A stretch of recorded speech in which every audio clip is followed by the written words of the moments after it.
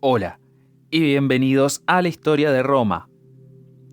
Al principio del sexto libro de su monumental obra Ad Urbe Conditia, desde la fundación de la ciudad, el historiador Tito Livio describe la historia de los romanos desde la fundación de la ciudad hasta su captura, primero bajo los reyes, luego bajo cónsules, dictadores, decémviros y tribunos consulares, el historial de guerras extranjeras y disensiones domésticas, todo ello se ha expuesto en los 5 libros anteriores, cubriendo hechos envueltos en tinieblas, por su antigüedad, como objetos apenas vistos a la distancia, y porque en esos días había pocos registros escritos, la única forma confiable de preservar la memoria del pasado. Otra razón es la pérdida de todo recuento, ya que eran fijados en los comentarios de los pontífices y otros registros públicos y privados cuando el fuego destruyó la ciudad.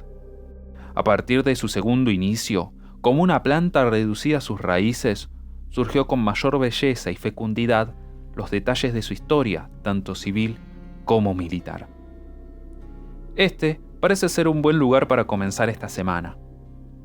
Roma estaba devastada, la ciudad en ruinas, y lo que quedaba de la población desesperanzada.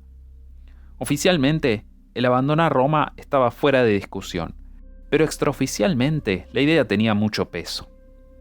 ¿Para qué reconstruir cuando había casas disponibles en una ciudad recién vaciada con una excelente posición defensiva, es decir, veyes?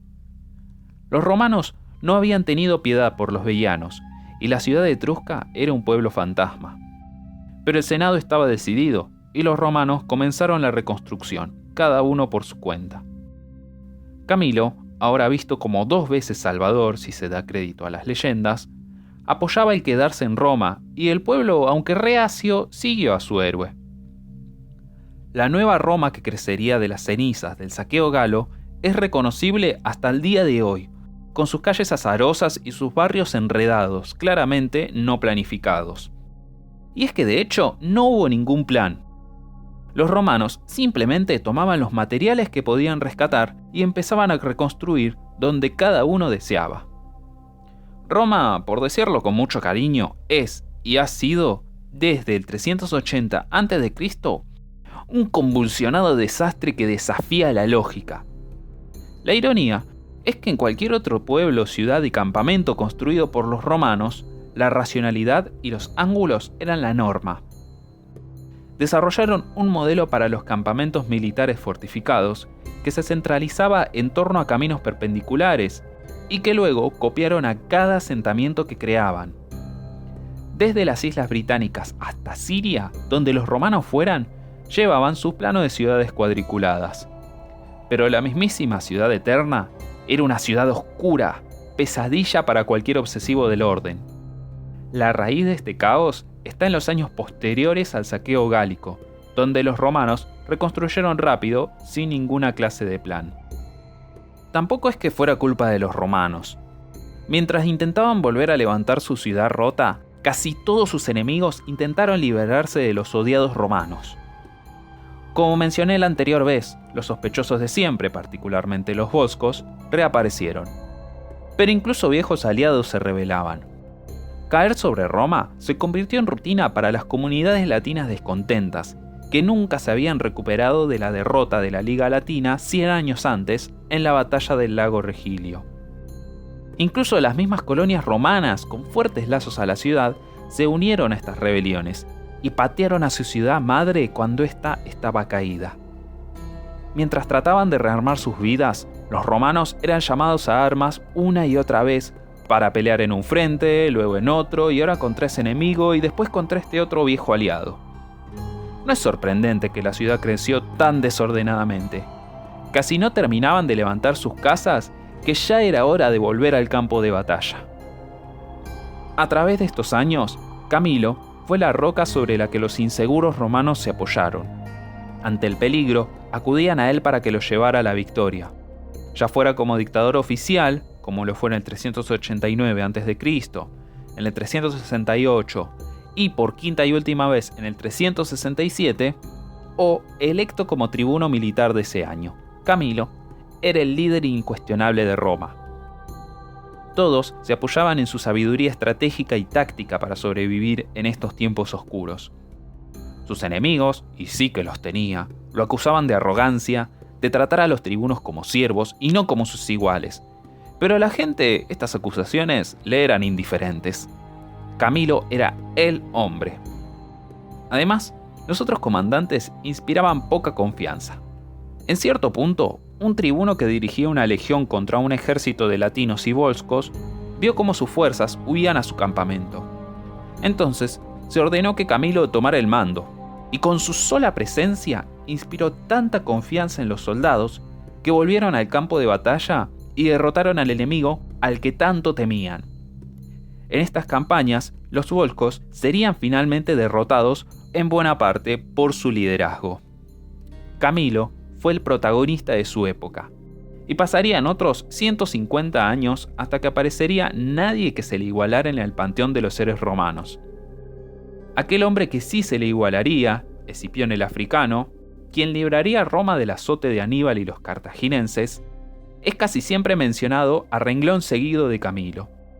Y el consenso histórico concluye que los grandes historiadores romanos, en especial Plutarco y Tito Livio, colorean la historia de Camilo para que parezca un preludio a la vida del gran Escipión de África. Pero mientras Camilo era el favorito del pueblo, otro héroe caería en desgracia. Marco Manlio Capitolino, nombrado así por su valentía durante el asedio gálico, pronto sería parte de la historia romana, no como un gran héroe, sino como un villano. Después de que los galos se retiraran, el ego de Manlio sufrió un duro golpe porque todos los honores que se le dieron a Camilo, él los tomó como un insulto personal. Si él y los demás no hubieran resistido contra los galos, Camilo nunca habría tenido la oportunidad de salvarlos. ¿Es que no merecían un poco de gloria? Pero no, Camilo acaparó los ojos de todos. Manlio era uno de los pocos que no soportaba a Camilo, a quien consideraba como un fraude pomposo. Esto llevó a que Manlio se alejara de sus compañeros patricios y abrazara la causa plebeya. Siendo el campeón de la plebe, Manlio esperaba ganarle de mano a Camilo y ganar el aprecio que tanto creía merecerse. El problema más importante era la quita de deudas. Obviamente, mientras los romanos reconstruían, se pedía mucho dinero prestado, y el pago de intereses estaba llevando a la gente a la bancarrota. Todos los días alguien terminaba preso por no pagar lo que debía. Y hombres que habían peleado en Veyes y luego contra los galos, diariamente se convertían en esclavos de usureros despiadados. Manlio reclamaba públicamente la liberación de deudas y muchas veces pagaba con su propio dinero la deuda de soldados, además de ofrecer préstamos sin interés.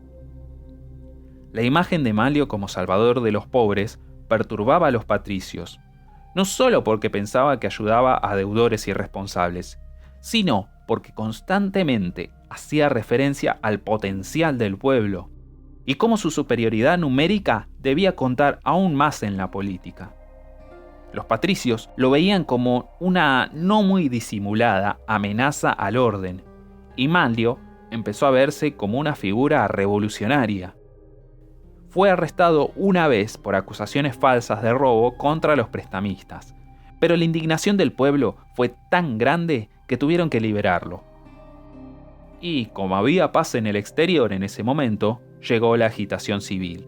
Se desataron disturbios entre patricios y plebeyos. Manlio diariamente arengaba contra la tiranía de los nobles y se ofrecía a sí mismo como el único patricio al que le importaban sus conciudadanos. Estaba claro a dónde apuntaba. Hay que derrocar al Senado y elegir un nuevo gobierno democrático, con Manlio como el líder. Finalmente, los patricios no soportaron más y arrestaron a Manlio, esta vez por cargos de sedición y traición. El juicio a Manlio ganaría fama por cómo se desarrolló. En principio, se haría en el campo de Marte, a la sombra de la colina capitolina. Durante su defensa, Manlio alzó sus manos a la colina, le recordó a la gente sus servicios a la ciudad, preguntándole cómo era posible que ahora lo juzguen por traidor. Esto empezaba a hacer efecto, así que los patricios trasladaron el tribunal a otro lugar. Ahora, sin el Capitolio como fondo, los cargos y evidencias contra Manlio se sostenían por su propio mérito. La opinión pública se volvió contra Manlio, quien, como se volvió evidente, estaba activamente conspirando para derrocar al Senado. El veredicto fue rápido y duro. Manlio sería lanzado de la roca Tarpeya, un empinado acantilado en la colina del Capitolio, usado para las ejecuciones. Irónicamente, Manlio murió en desgracia a unos pocos metros de donde había adquirido su mayor gloria. La muerte de Manlio no ayudó en nada para calmar a la plebe. Manlio solo había visto una oportunidad y la había aprovechado. No había sido quien había creado esa oportunidad. A la plebe, como vimos, les preocupaba principalmente las deudas, pero otra vez las viejas trabas de la redistribución de tierra y el acceso al poder político estaban en juego. Ese primer problema llegaría a solucionarse con ciertas leyes posteriores, y los plebeyos pasaron a concentrarse en las cuestiones de tierra y poder. Tanto la tierra tomada de Veyes al norte y la tierra arrebatada a los Volscos en el sur, misteriosamente, terminaba en manos de unos pocos terratenientes patricios en vez de repartirse entre la gente. ¿Cómo se suponía que la gente pagara sus deudas cuando no podía obtener la riqueza que producía la tierra? Además, ¿cómo era posible que el Estado haya dado tanto a tan pocos? Es claro que cualquier concesión hecha a la plebe en el pasado ya había perdido sus efectos. La plebe finalmente pudo ver al cargo de tribuno militar con poderes consulares como lo que realmente era: un intento de diluir la autoridad plebeya y de negarles el acceso al consulado, que era la auténtica cabeza del Estado. Un hombre en particular, un patricio, decidió terminar de una buena vez con esta injusticia. Marco Fabio Ambusto, un patricio que contaba con el apoyo de la plebe, había casado a su hija mayor con un influyente patricio y a su hija menor con un plebeyo adinerado llamado Cayo Licinio Estolón. La hija menor se quejaba de que nunca tendría los honores que su hermana disfrutaba por culpa del estatus plebeyo de su esposo. Cuenta la historia que Fabio prometió a su hija que tendría todo lo que su hermana tuviera, y comenzó a trabajar con Licinio para romper el monopolio patricio sobre el consulado. Empezaron por remarcar a la gente que, a pesar de que la plebe podría acceder al cargo de tribuno militar, ningún plebeyo había sido elegido para ello en la última década, algo que era cierto. Luego, solicitaron que se volviera al dueto de cónsules de forma permanente, con la condición de que uno de los cónsules debía ser plebeyo. Licinio fue electo como tribuno de la plebe, un cargo que había perdido su reputación, y entonces usó el poder de veto para paralizar todo acto de gobierno. Prometió vetar todo lo que fuera posible vetar, incluidas las elecciones anuales, hasta que accedieran a sus demandas. Además del acceso al consulado, Licinio pidió que se pusiera un límite a la cantidad de tierras que un hombre podía poseer, así como una regulación sobre las deudas. Por este paro de gobierno ideado por Fabio y Licinio, Tito Livio explica los baches que él tiene en su cronología, proponiendo que entre el 375 y el 370 a.C. no hubo ninguna elección en absoluto. La excesiva duración de este enfrentamiento parece ser una exageración, pero no es así con su resultado. La plebe finalmente accedió al consulado. Este acontecimiento no estaría exento de la presencia final del Gran Camilo.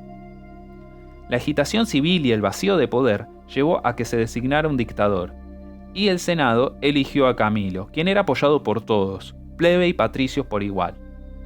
Esperaban que Camilo compartiera su opinión, pero para su desilusión no fue así. Primero, debido a ciertas fallas de protocolo durante la designación de dictador, una ceremonia religiosa repleta de toda forma de superstición romana, Camilo tuvo que renunciar aquel año, privando a los patricios de un importante recurso político. Al año siguiente, el 367 a.C., Camilo fue otra vez designado dictador por quinta y última vez.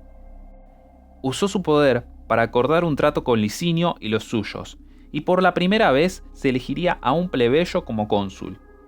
Con la crisis resuelta, Camilo renunció. Este viejo líder romano murió poco después, víctima de una plaga que azotó a los romanos en la década del 360 a.C. Con su muerte comienza una nueva era.